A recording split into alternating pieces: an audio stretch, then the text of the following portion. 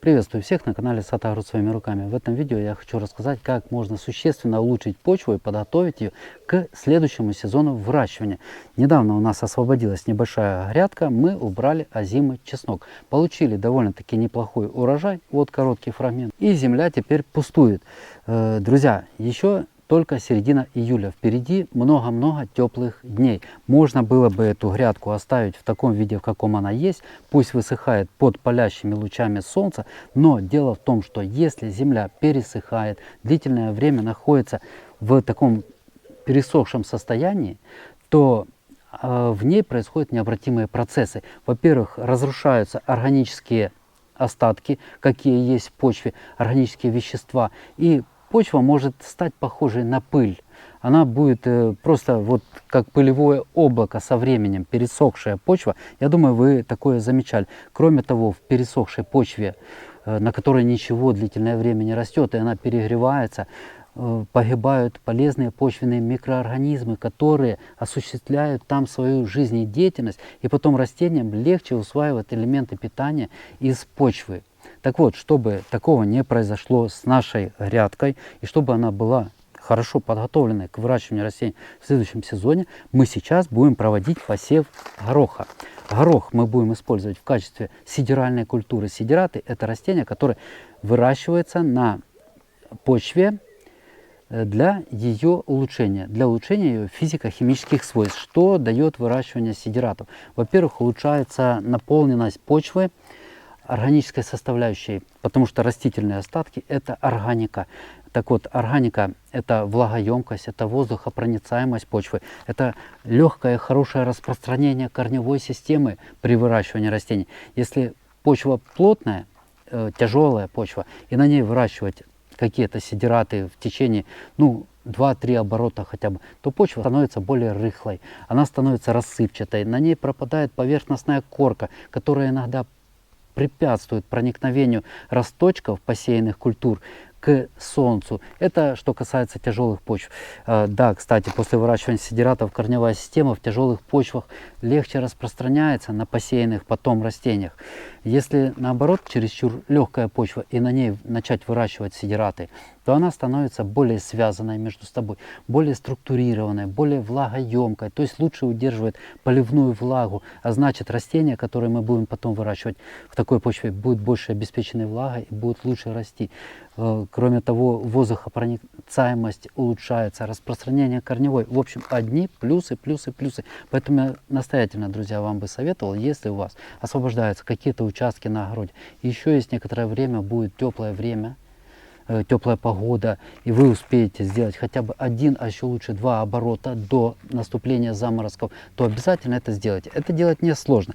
Но мы сегодня сеем именно горох. Почему? Потому что бобовые растения обладают такими уникальными по сути свойствами.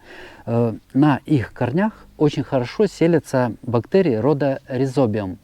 И вот эти бактерии могут доставать азот из атмосферы. То есть атмосферный азот могут зафиксировать.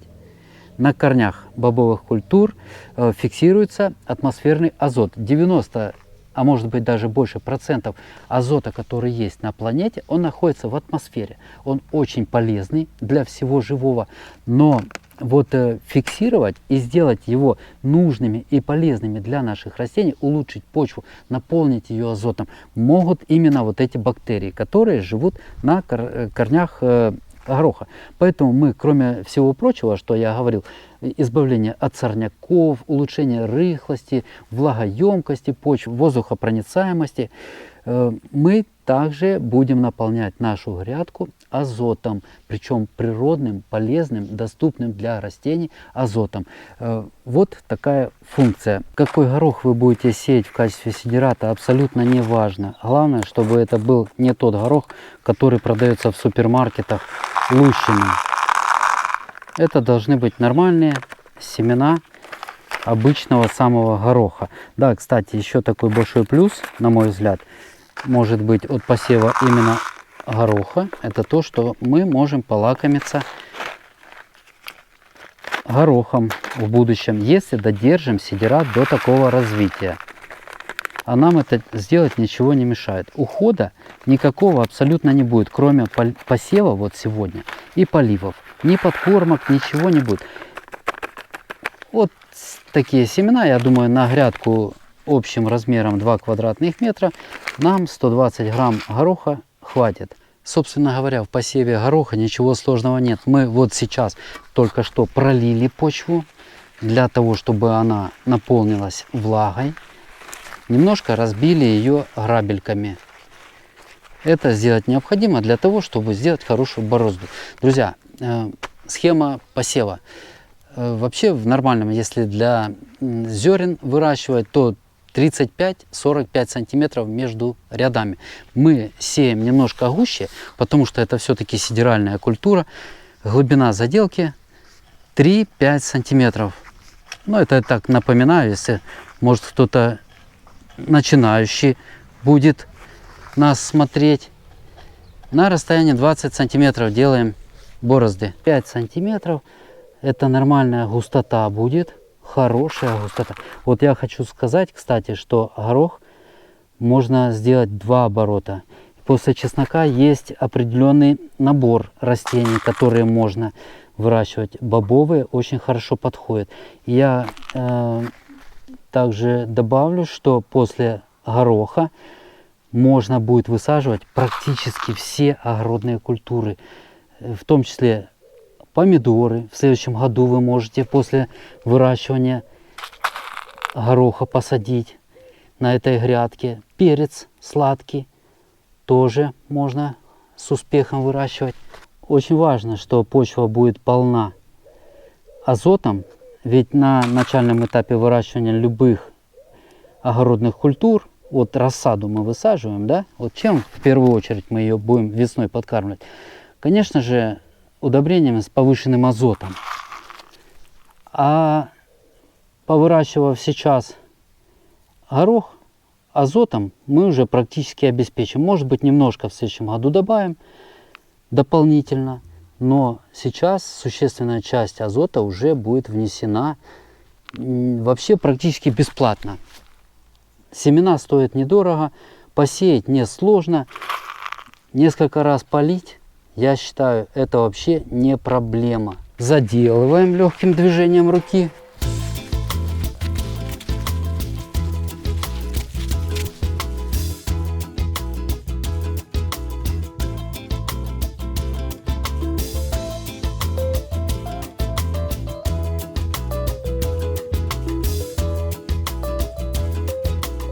Вот такое простое действие сейчас дает очень хорошие результаты потом, когда мы будем на этой грядке выращивать свои огородные культуры. Так что, друзья, если у вас какая-то грядка уже освободилась, последуйте нашему примеру, и результатами вы останетесь довольны. Я в этом уверен. На этом видео закончу. Спасибо всем за внимание. Всего вам доброго, мирного неба над головой.